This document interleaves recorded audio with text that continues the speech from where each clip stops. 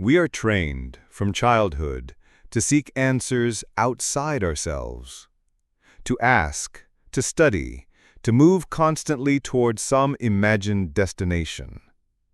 Our minds become libraries of information, echo chambers of questions and doubts, turning endlessly like wheels in the dust. But there is a wisdom older than words, older than thought, a knowing that does not arrive with noise, but with stillness. Be still and know. Teresa of Ávila did not speak of theological knowledge or dogma, but of a deeper kind of knowing, one that does not require belief, only presence. In stillness, there is no struggle, no debate, no trying to become anything, only being. And in that being, something ancient and familiar begins to rise, a quiet remembrance, as if the soul recognizes itself when the mind stops speaking. You do not need to climb a mountain, chant for hours, or renounce the world. You do not need to be perfect. All you need is to sit, to breathe, and to listen to what has always been speaking underneath the noise, the divine pulse of life, the silent whisper of what you truly are.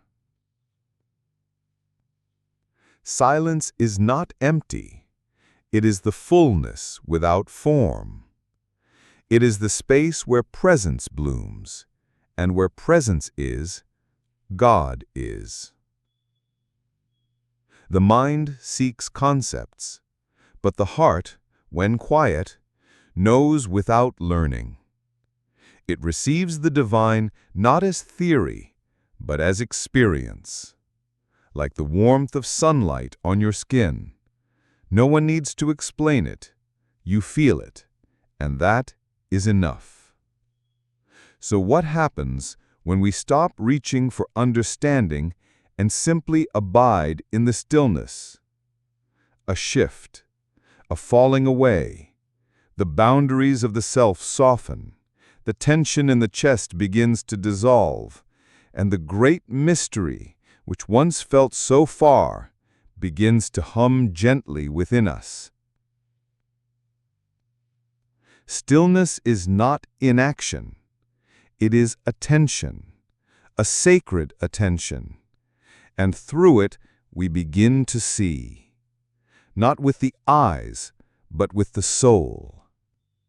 To be still is to surrender the story, to stop running after the next answer, and let ourselves be met by the eternal presence already here, patiently waiting behind every breath.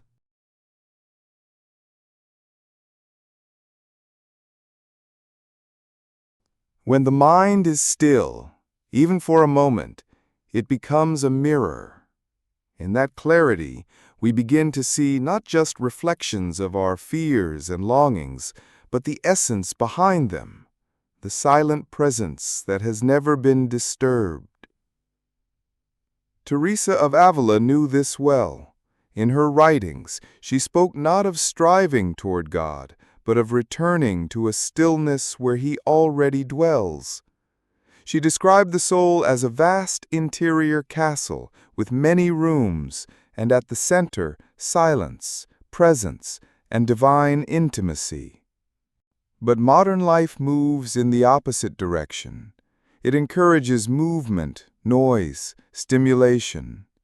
To be still today is almost rebellious. It is to walk away from the distractions that promise much and deliver little. It is to say, I will not seek truth in the chaos, but in the calm underneath it. And when you sit in that calm, not chasing thoughts, not resisting them, but simply watching, you begin to notice something. The stillness is not a blank. It is alive, A presence begins to emerge that is not your thoughts, not your feelings, not your name or history. It is you, before any of those things were added. This is not mystical poetry. It is direct experience. You can test it now. Close your eyes. Feel the breath. Do not try to stop the mind. Just let it be. Sink beneath the surface of the stream. There, in the quiet depth, you begin to sense a sacred weightlessness, an ease that was always here, just waiting for your return. And what is it that you find in this stillness? Not a new belief, not a concept to hold on to, but a profound, wordless recognition, a knowing without thinking. You are not separate from God. You are not a fragment. You are the ocean, remembering it is not the wave. Stillness reveals the illusion of distance between you and the divine, between now and truth.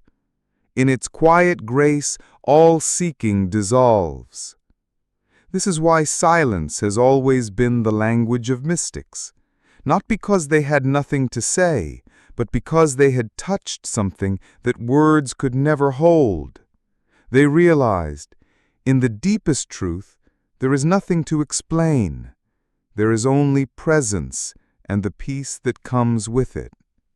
And so we are invited again, not to analyze the silence, but to trust it. To sit quietly, not to acquire anything, but to remember. Be still and know, not believe, not try, just know. The modern world distrusts stillness. It equates silence with emptiness, with boredom, with absence. But in truth, silence is fullness. It is the ground of being, the space in which all things arise and dissolve. It is only in stillness that anything can truly be seen. Notice how noise always pushes outward. It pulls us into reaction, into identity, into a world of surfaces. But stillness turns us inward, not in a selfish way, but in a way that is deeply intimate with life. It is only in silence that we begin to listen, not just with our ears, but with our whole being. Teresa of Ávila described this as a prayer of quiet. Not asking, not begging, not even speaking, just being with. And in this sacred being with, the soul is nourished in ways the mind can never understand. There is no striving, no pretending, no reaching, only communion. This communion is not limited to saints or mystics. It is not a gift for the few, but a possibility for all. It begins when we dare to stop, to turn away from the noise, outer and inner, and rest in what is here, not in what should be, not in what we wish to find, but in what is. And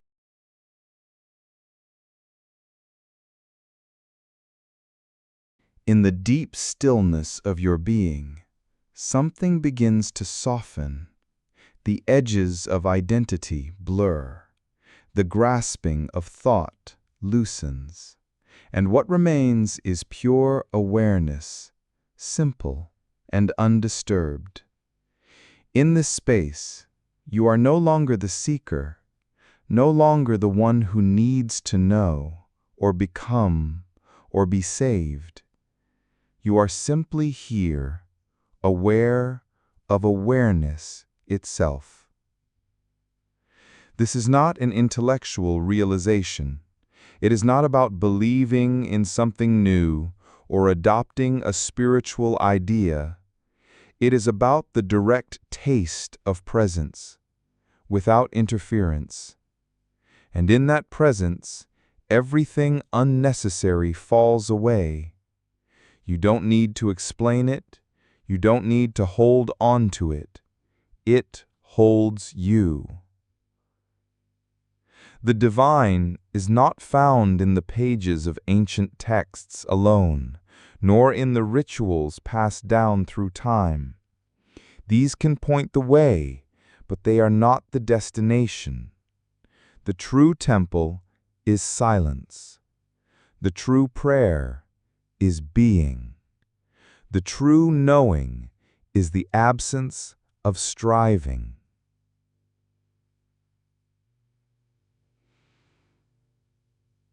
As Teresa of Ávila discovered in her own depths, "Be still and know" is not a command to understand with the mind, but to recognize with the soul, to see not with effort, but with openness, to rest not because you've given up, but because you've come home.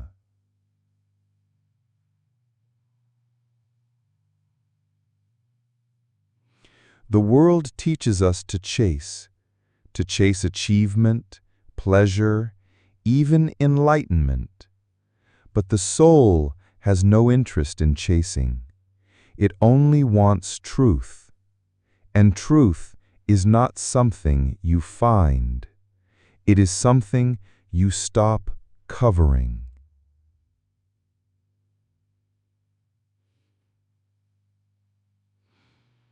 Look around you now. Every moment, even the ordinary, is filled with the fragrance of eternity. Every breath is a doorway.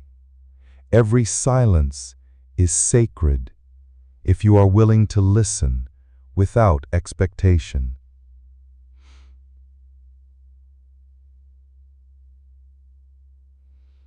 There is no grand experience waiting, no fireworks, no climax. There is only this, the simplicity of now, the quiet of being, the stillness that reveals. And when you abide in that stillness, not clinging, not resisting, just aware, something deeper than understanding dawns within you, a sense that everything is already whole, that you are already enough, that God, or life, or truth, whatever name you give it, is not somewhere else, but right here, always. So let the noise fall away, let the mind rest, let the soul speak without words, and you will know. Not through effort, but through stillness. It is love alone that gives worth to all things. Teresa of Ávila.